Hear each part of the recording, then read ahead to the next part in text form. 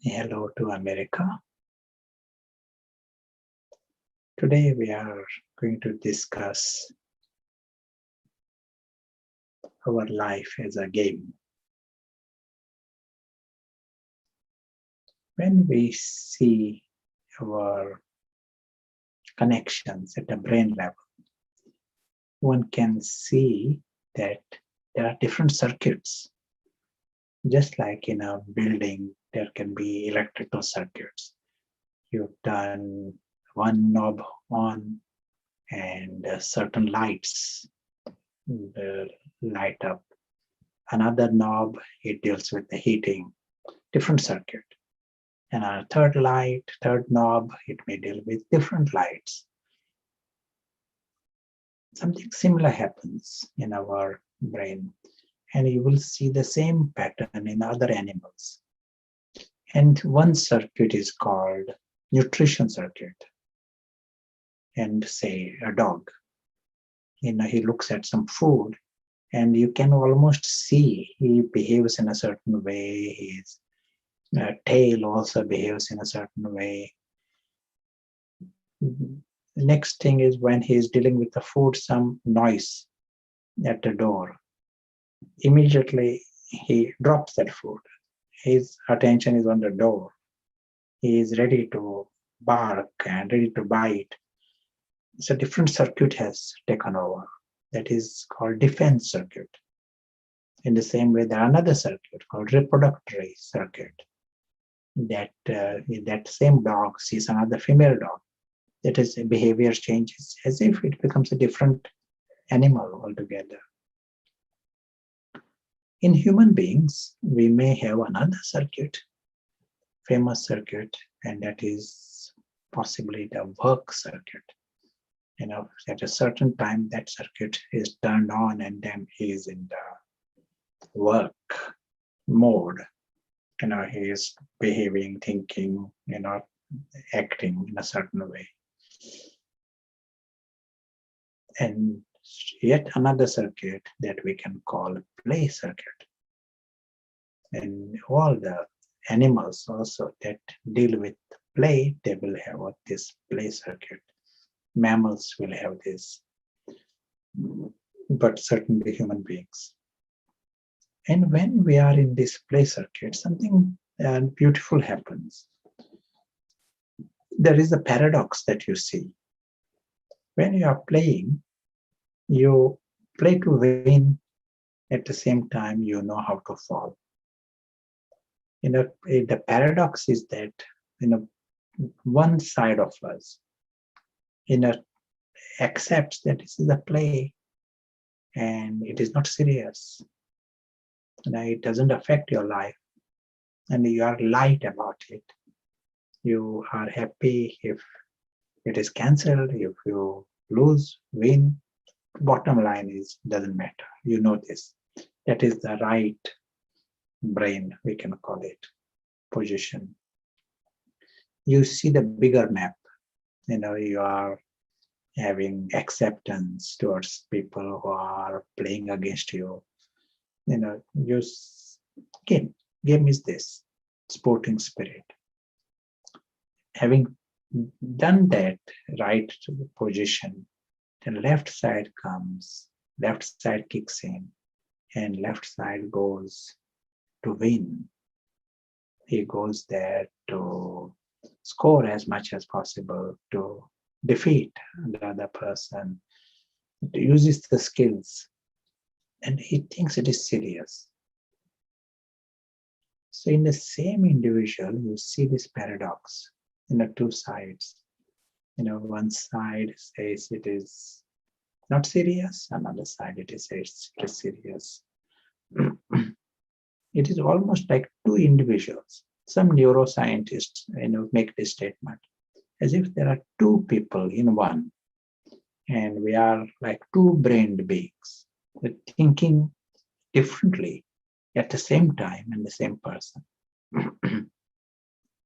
And that is when you get game. And we all are involved in this. When you are playing a game, you know you want to win and you are serious. At the same time, you know nothing matters. One who is spiritually intelligent, he he sees this world in another level. And because he sees the bigger map, for him this whole life and everything that he's involved with, it appears like a game.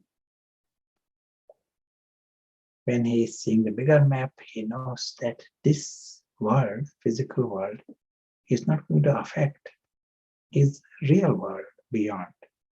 In this world, many things happen, but he can handle it because the real world is not affected. He's beyond harm. And because of that very profound understanding, stable understanding of the bigger reality, he can handle success and defeat and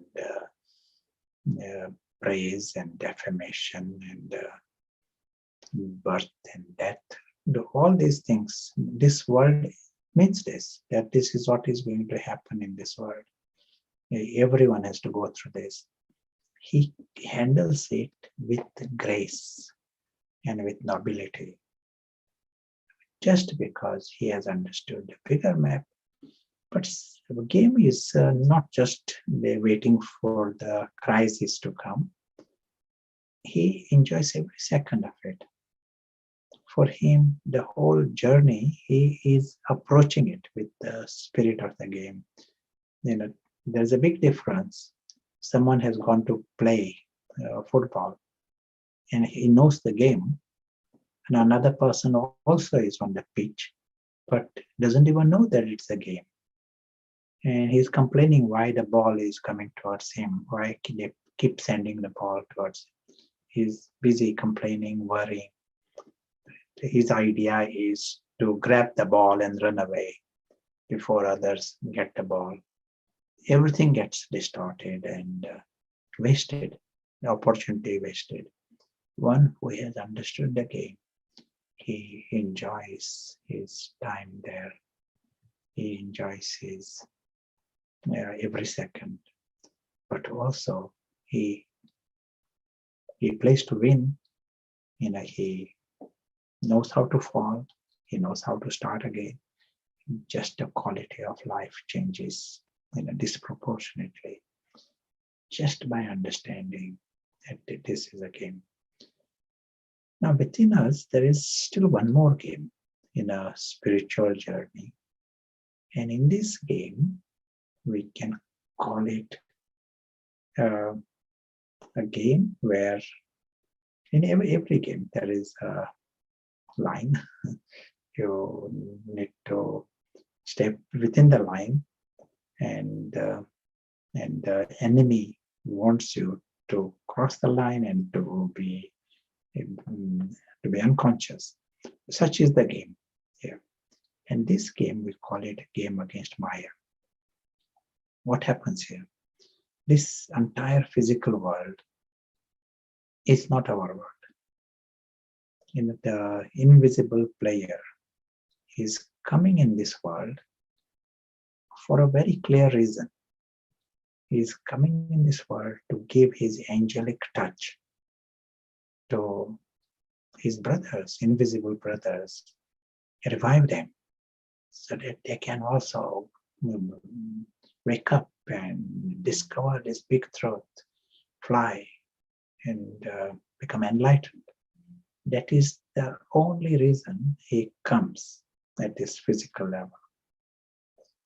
When he's here, the enemy, they're very clear mission, and they are also players. We use the word Maya, and the Maya's job is to make you unconscious, to hold you in this world until you are unconscious, and then you don't even know why you came here. You are stuck in that physical world as if that is your world, completely forgotten why you even reached here. That is the job of Maya in Maya beings. So this is like a nice ongoing game for us. And in any game, there are winners and losers. Winners get prizes and losers get penalties. So also here in this game, there is a game going on. Maya is a good player. We have the option to be conscious first. The invisible player need to be conscious. And then he is in the game. He understands he has a very clear task to give his angelic touch to these invisible brothers and to revive them, to bring them to the conscious level, to flying, but remain conscious himself. That is his big success. If he forgets this, and then he doesn't even remember his mission, then it means that the enemy has won. Wherever we are, we have the option now to start, become conscious and get in the game. To know this game, and as we said earlier, even to understand the game, it makes the quality of life disproportionately higher. And everyone is in this game, but not even to know that one is in a game, then it just lowers the quality. Opportunities are wasted, and just time and life is wasted. We'll create few opportunities right now because this game is ongoing, and let us get this invisible player. Invisible player is the invisible soul. He's also the invisible angel.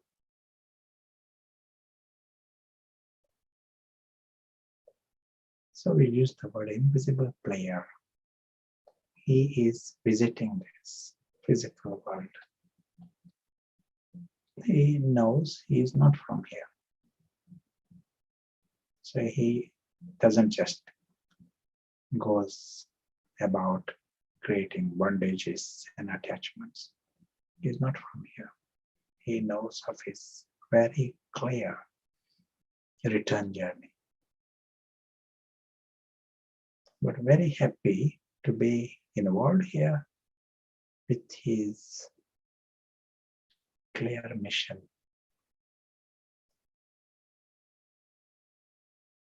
Invisible player is not Prashant. Prashant is part of the physical world. That's why I'm very emphasizing invisible player.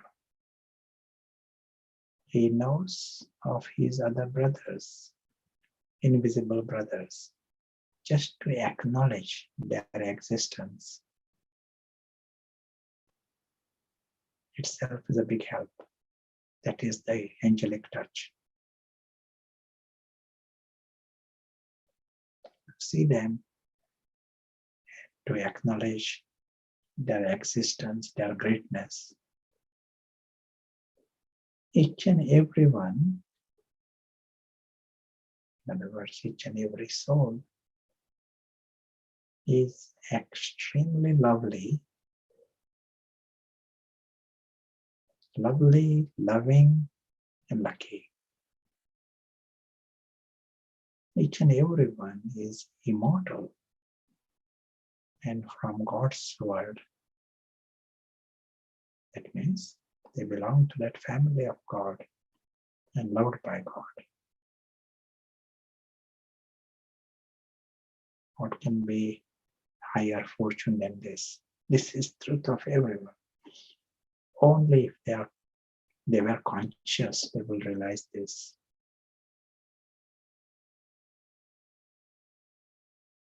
We see this. We silently acknowledge this greatness. We see this with our sight. Invisible player with that conviction.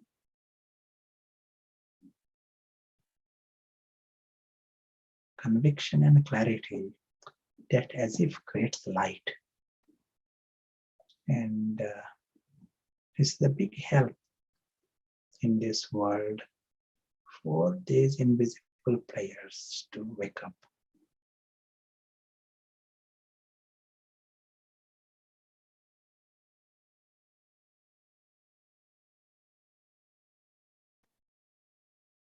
Whoever is conscious, he realizes his big truth, his own immortality, understands that he has got the best treasures. Each and everyone is a being of bliss and love.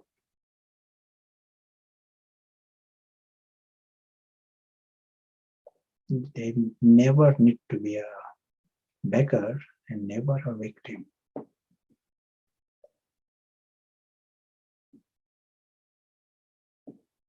Invisible player is aware of this big and beautiful truth.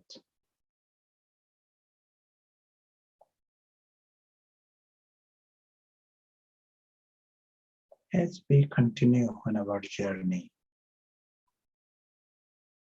in the PlayStation, the physical world, or in the home, supreme home, the invisible player remains conscious, remains aware of his existence. That's all. Remains aware of his complete independence from the entire physical world. Invisible player is not part of the physical world, not part of the PlayStation. He's free. That's why he is able to make others free.